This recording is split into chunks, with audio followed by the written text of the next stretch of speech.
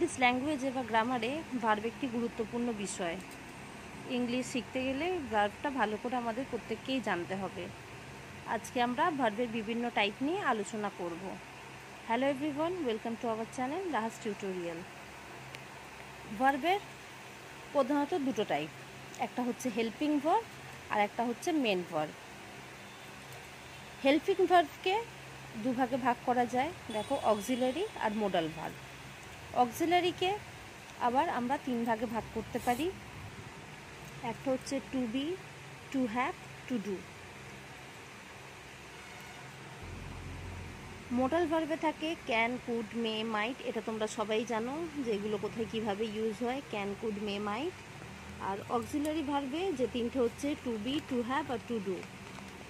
এই to be ভার্বে আছে am, is, আর তোমার পাস্ট টেন্সে হয়ে যাচ্ছে was, were, been, being। হয়ে গেল। এবারে টু হ্যাভে আসছে হ্যাভ, হ্যাজ, পাস্ট টেন্সে হয়ে যাচ্ছে তোমার হ্যাড।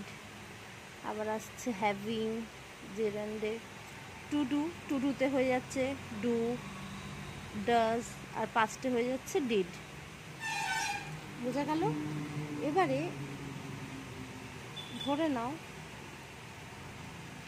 তাহলে আমরা এগুলো জেনে গেলাম যে হেল্পিং ভার্বের মধ্যে অক্সিলারি আর মোডাল ভার্ব আসছে, সেখানে to be, to have, to do আর মোডাল ভার্ব।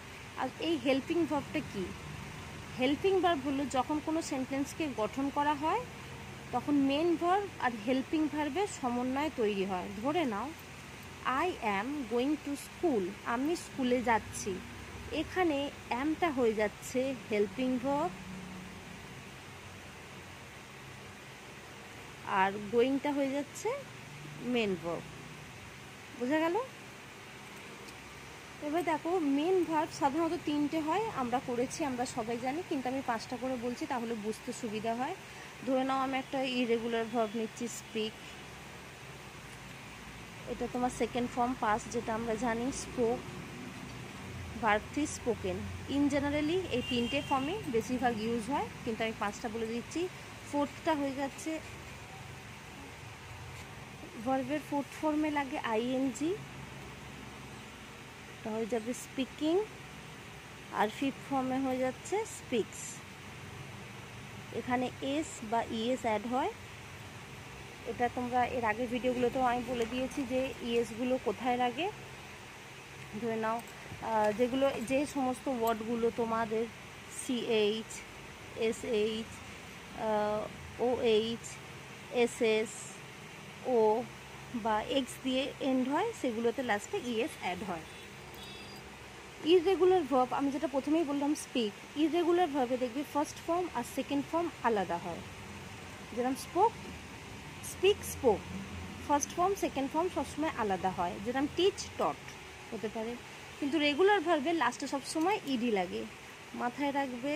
ইররেগুলার ভার্বে লাস্টে ইডি লাগে, ইররেগুলার ভার্বে সবসময় ইডি লাগে। যেরকম প্লে, প্লে হয়ে যাবে প্লেড। এতটুকু ক্লিয়ার? তাহলে এগুলো হচ্ছে মেন ভার্বের ফর্ম। আমরা জানলাম যে হেল্পিং ভার্ব, ভার্বের দুটো, helping verb, main verb, auxiliary verb, modal verb. Helping ভার্বের দুটো, তারপরে অক্সিলারি ভার্বের তিনটে ভাগ, মডাল ভার্ব জানলাম, এগুলো তোমরা জানো, ওটা ডিটেলসে যাচ্ছি না। মেন ভার্বে কী কী ইউজ হয় এটা আমরা জানলাম। এবারে তোমাদের সঙ্গে আলোচনা করব verb as a finite and non finite. ধরে নাও, প্রথমে আমি তোমাদের বলছি ভার্ব অ্যাজ টু ইনফিনাইট। ঠিক আছে? ধরে নাও, আই হ্যাভ আ নোটবুক, আমার কি আছে? একটা নোটবুক আছে। কি জন্য আছে? To note down, to note down, note down করার জন্য আছে। আবার বলছি আই হ্যাভ এ নোটবুক, আমার একটা নোটবুক আছে, কি জন্য? টু নোট ডাউন, মানে নোট ডাউন করার জন্য কিছু বিষয় লিখবো। এই যে নোট ডাউনটা হচ্ছে আমার এখানে ভার্ব, আর এই টুটা হচ্ছে টু ইনফিনিট। বোঝা গেল? এবার দেখো, আরেকটু তোমাদের ডিটেলসে ভালো করে বলি। ভার্বকে আমরা এখানে দুটো ভাগে ভাগ করছি, ফিনাইট ভার্ব আর নন ফিনাইট ভার্ব। তাহলে এবার আমাদের বুঝতে হবে যে ফিনাইট ভার্ব আর নন ফিনাইট ভার্ব কাকে বলে। ধরে নাও আমি এখানে একটা সেন্টেন্স লিখেছি, তোমরা দেখো, I want to go there. আমি কি হয় ওখানে যেতে চাই, আই ওয়ান্ট টু গো দেয়ার। এখানে ওয়ান্টটা হচ্ছে ফিনাইট ভার্ব আর গোটা হচ্ছে নন ফিনাইট ভার্ব। এবারে তোমরা হয়তো ভাববে গোটা চিরকালই নন ফিনাইট হবে। না, যে গো সবসময় নন ফিনাইট হবে না, সেটা সেন্টেন্স বিভেদে তোমার ওটা ফিনাইট ভাব হতে পারে। ধরে নাও এখানে আমি আরেকটা সেন্টেন্স লিখে তোমাদের দেখাচ্ছি। এটা ছিল আই ওয়ান্ট টু গো দেয়ার, এখানে ওয়ানটা ফিনাইট আর টুটা গোটা হচ্ছে নন ফিনাইট। আমি ধরে নাও এখানে লিখলাম আই গো দেয়ার, এখানে কিন্তু গোটা হয়ে যাচ্ছে ফিনাইট। এবার তোমরা হয়তো আমাকে প্রশ্ন করতেই পারো যে এখানে গোটা নন ফিনাইট, এখানে ফিনাইট কেন হচ্ছে? এই যে I want to go there, এটা যখন আমি পাস্ট ফর্মে করছি, ধরে নাও এটা আমি কি ফর্মে করছি, পাস্ট ফর্মে করছি। দেখো যখন আই ওয়ান্ট টু গো দেয়ার আমরা টেন্স করেছি প্রেজেন্ট পাস্ট সিম্পল, যারা ভিডিওটা দেখোনি গিয়ে চেক করে নাও। এটা আমি লিখবো I wanted to go there. এটা কি ছিল? আমি ওখানে যেতে চাই, I want to go there, I wanted to go there. আমি ওখানে, এখানে ভালো করে দেখো এই যে ওয়ানটা চেঞ্জ হয়ে ওয়ান্টেড হয়ে গেছে, বোঝা গেল? যে ভার্বের টেন্স চেঞ্জ করলে ভার্বটা চেঞ্জ হয়ে যায় সেটাই হয়ে যাচ্ছে ফিনাইট ভার্ব। ধরে নাও এইটা যখন আমি পাস্ট টেন্স করলাম, দেখো আই ওয়ান্টেড টু গো দেয়ার, গোটা কিন্তু গোই রয়েছে, গোটা চেঞ্জ হয়নি, ওই জন্য এটা এখানে নন ফিনাইট। এই সেন্টেন্সটা দেখো আই গো দেয়ার, গো দেয়ারটা যখন আমি পাস্ট ফর্মে করব, আই ওয়েন্ট দেয়ার, আমি ওখানে গিয়েছিলাম।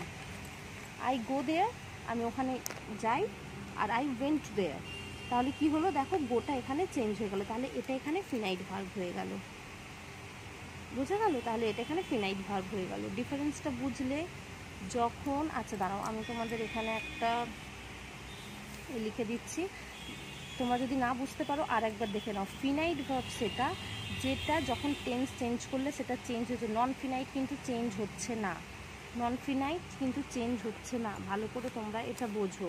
ফিনাইট ভার্ব আর দোজ, আচ্ছা আমি এখানে একটা লিখে দিচ্ছি, finite verbs are those which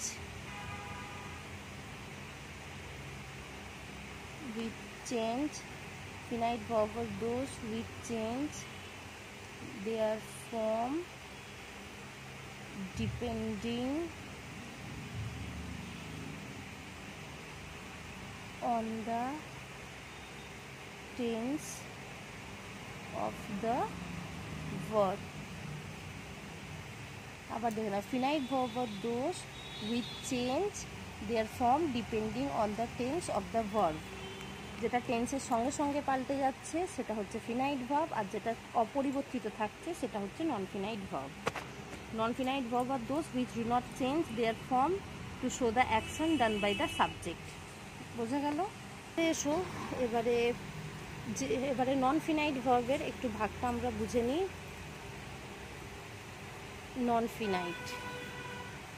নন ফিনাইটকে আমরা আবার তিন ভাগে ভাগ করতে পারি।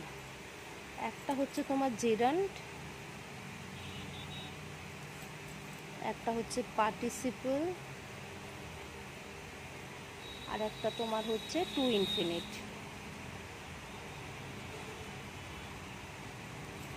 আচ্ছা, জেরান্ডে সবসময় হ্যাভিং আইএনজি লাগছে, জেরান্ড সবসময় আইএনজিটা, এটা মাথায় রাখবে। যেরকম রিডিং, আমি এটা নিয়ে আর একটা ডিটেলসে জেরান্ড নিয়ে তোমাদের একটা ডিটেলসে ভিডিও বানাবো পরে। রিডিং, রানিং, দেখো সবেতে কিন্তু আইএনজি লাগছে। ওয়াকিং, বোঝা গেল? পার্টিসিপলকে আবার তিন ভাগে ভাগ করা যাচ্ছে, তোমার হয়ে যাচ্ছে, ছোট ছোট করে লিখছি, আই হোপ, প্রেজেন্ট পার্টিসিপল,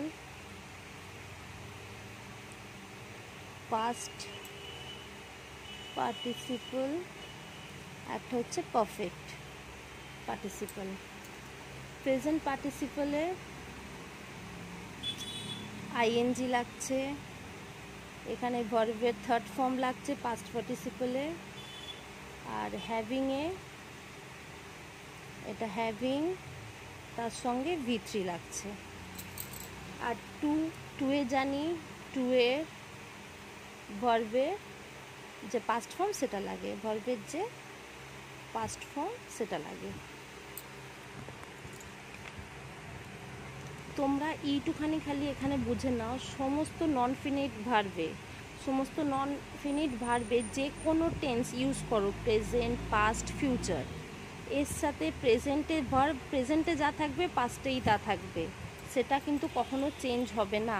ধরে নাও আমি লিখছি walking is a good habit, পাস্টে কি হবে? Walking was a good habit. দেখো তোমার এটা প্রেজেন্টেও ছিল যা, পাস্টেও ছিল তাই, ওয়াকিংই ছিল। এখানে কিন্তু দেখো প্রেজেন্টে ইজ, ওয়াজ এগুলো চেঞ্জ হয়ে গেছে, কিন্তু ওয়াকিংই থাকছে। সব নন ফিনাইট ভার্বে যে কোনো টেন্স তোমরা ইউজ করো, ভার্বের যা প্রেজেন্টে থাকবে, এই যে ভার্বের যা প্রেজেন্টে থাকবে নন ফিনাইট সেটাই পাস্টে থাকবে, এক্ষেত্রে কোনো চেঞ্জ হবে না। আশা করছি তোমাদের ভিডিওটা ভালো লেগেছে, ভালো লাগলে